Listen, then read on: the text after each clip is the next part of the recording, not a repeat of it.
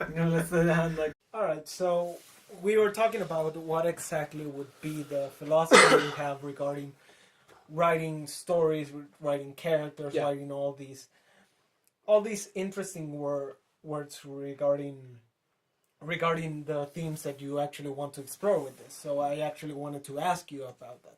Yeah. Definitely, there's a lot of different philosophies you can use when you write a story. The one I really like is I like to picture stories as houses. That's why there's a house here.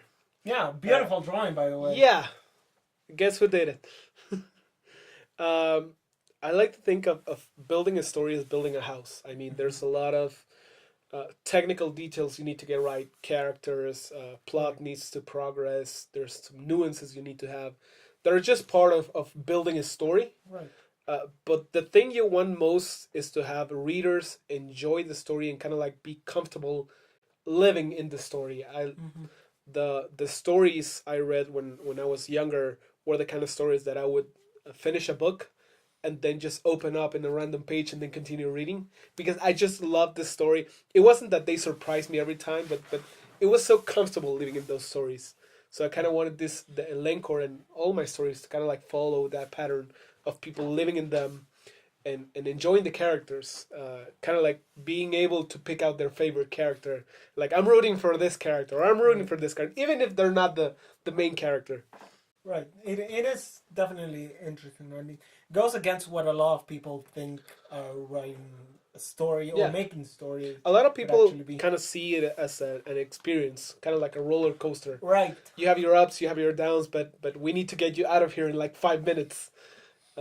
We got 80,000 words to get you through a whole experience. That's the whole difference between a scene and a moment. Yeah. When you're thinking about it as an experience, you will always focus on the moments. Scenes are just there to fill time until they Yeah, get they, to they the need next. to get you to the next moment. Yeah. Another philosophy I've recently heard about is the one that I think J.J. Abrams has, the idea of a mystery Oh, box. the mystery box. Yeah. Yeah, which has been critiqued to death. I don't agree with it, but it is definitely another philosophy that you can compare and contrast with a lot um, of what you have. It's not about really discovering the secrets of Lencourt, discovering the secrets that The that theories Gambit hiding actually behind the has. surface.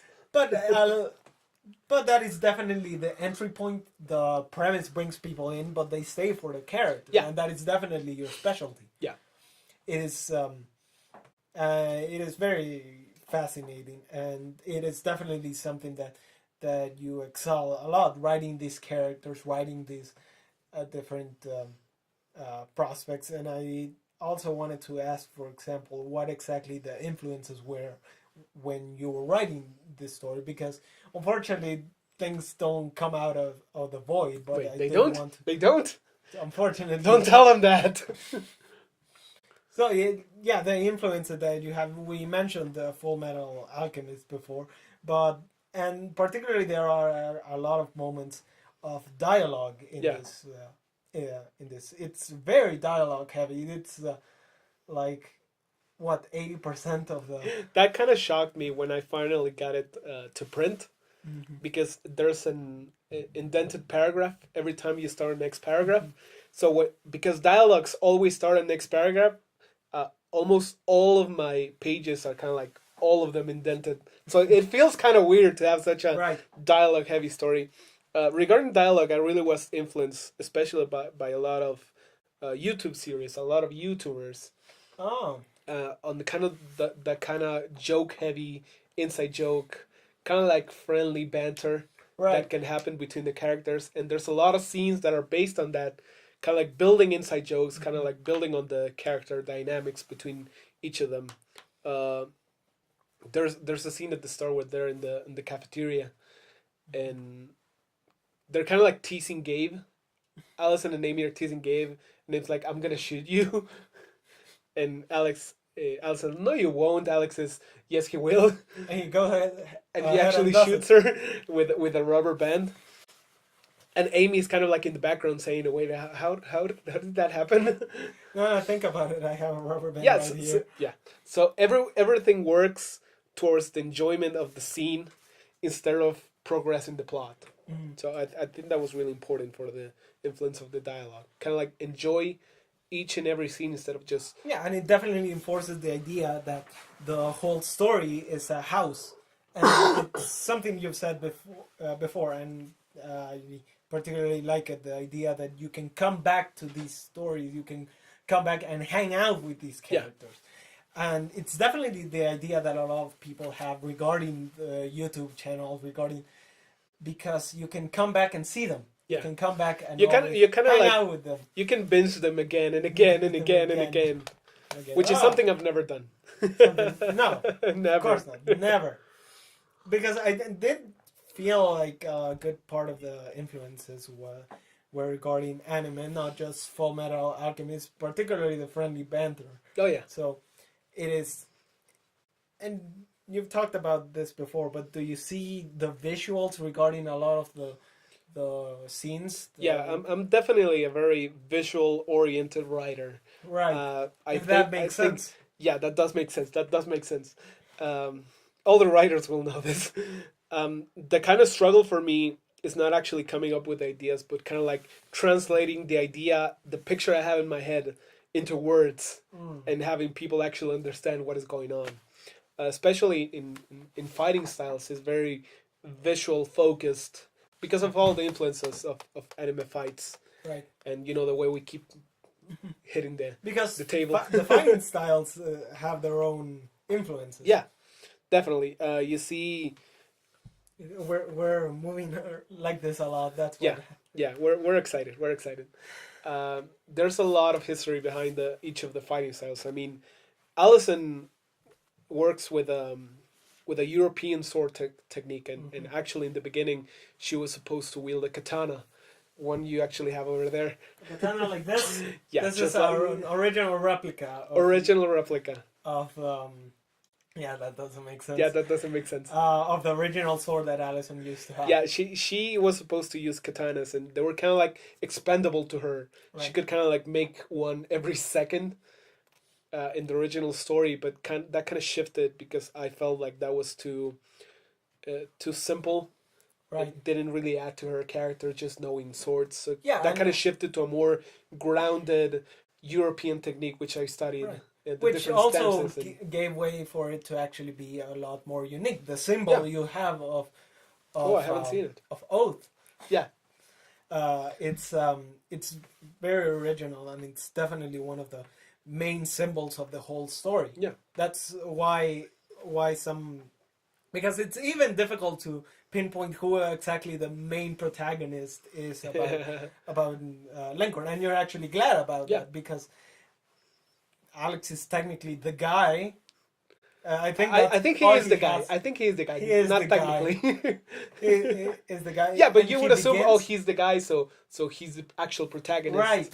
But it just doesn't work out that way. He's the avatar for the audience. That's what a lot of people immediately think about. Yeah, but they kind of... Alex is first just because I had to pick someone to go first. In the original story, Alex was the only protagonist, and Allison kind of worked with that. She was kind of like the best friend. But as the story grew, she kind of kept getting more and more of the screen time until it comes to this place of 50-50. Right. I don't know which I like more. Some weeks I like Alex best. Other weeks I like Allison best. My favorite changes all the time. Right. Because there was some difficulty regarding how to write Alex, but that's definitely not something that shows. No. But you did mention something interesting, and that was, for example, the other versions that you had about this story, because the one I read is the third, and the one that's published is the fourth. Like fourth, fifth. Who's counting at this point? Who's counting? I am. I've read every single they were really, really different. I mean, one of the main things that helped me throughout this novel was the whole idea of the elements. Wind, fire, all those things. And kind of like Allison at this point represents fire, of course, with all the light, sun imagery. Right. And you use Alex, the language to describe the elements as what they actually are. And Alex with all the flowing of ideas, kind of like moving around stuff, kind of like water. But in the original, they kind of represented the exact opposite. Really? Because the first idea for Allison's power was kind of like the whole moving water at high speeds around her blade so she could actually cut things. So Very a anime sharp, like. so she would actually remake the Yes. sharp part. She Yes. would remake the blade. Yes. All right. Just making sure. Hey, there's a reason why I scrapped it. Right. So she was associated with water, Mhm. and Alex was associated with fire because there was this whole subplot of him getting over his fear of fire and kind of like learning how to control it. And that kind of transformed to just this way different idea of the way they interact by Allison representing fire, Alex representing water. And the other two have their own Yeah, element. That they Gabe is represent. way more grounded. Wink, wink. Wink, wink. and Amy's way more floaty. Way more floaty. Way more floaty. She moves like the wind. She moves like the wind. Right. Yeah, it is definitely something interesting to talk about the evolution of stories and how they. Yeah, you could even say they grow into what they were always meant to be. Yeah. Because I remember, I think it was one of the original versions of Lencourt that Amy dies in one of them. Yeah, I wouldn't know about that. I wouldn't know about that. Yeah, in the first story, there was this whole. There were a lot of things I kind of scrapped. But it was the end of the first act, if I remember. Yeah, the inciting incident was actually Amy being killed off. And that kind of led to this whole Alex questioning himself and Allison helping. And there was this whole idea of this kind of like energy ghost called Phasma, which kind of played in the whole. It was way more focused on anime and kind of like the weird storytelling. I remember that they were able to use alchemy without Kevatine glove because of the friction between their personalities. Oh yes. You know, science. Sciencey things. Sciencey things, complicated things. It's definitely one, definitely another thing that occurred because even in that version, Amy represented some sort of ideal, some sort of something different, otherworldly even, and through her death, it's even preserved in some way. But I think at some point you notice she doesn't necessarily have to be dead to actually be preserved in some way and considered the ideal. Yeah. She just doesn't have to be understood Yeah. At her fullest. So that's definitely another aspect of her. And what other changes were there? Because you have changed a lot. I've changed a lot. There was, in the beginning, there was this idea of it being a conspiracy. Like they found out that their school was being taken over, not as part of like an invasion from Jason, but as kind of like the teachers were being replaced by these ghosts kind of things. They kind of like took over them and had different personalities, and they had to fight them. It was a mess, just a horrible mess, which I enjoyed at the time, but I really traded that for more tight storytelling, more realistic. Yeah, but it's definitely relating to the original themes that were always there. Yeah. They were just better represented, maybe? Yeah. But it's still a fun read. I still have all three. I have all four versions. Yeah. They're just in case you lose your laptop or whatever. And well, another. It's gonna go on sale like in 10 years. Like sale. Read the first version that happened. All the weird ideas. Proto-Lencourt.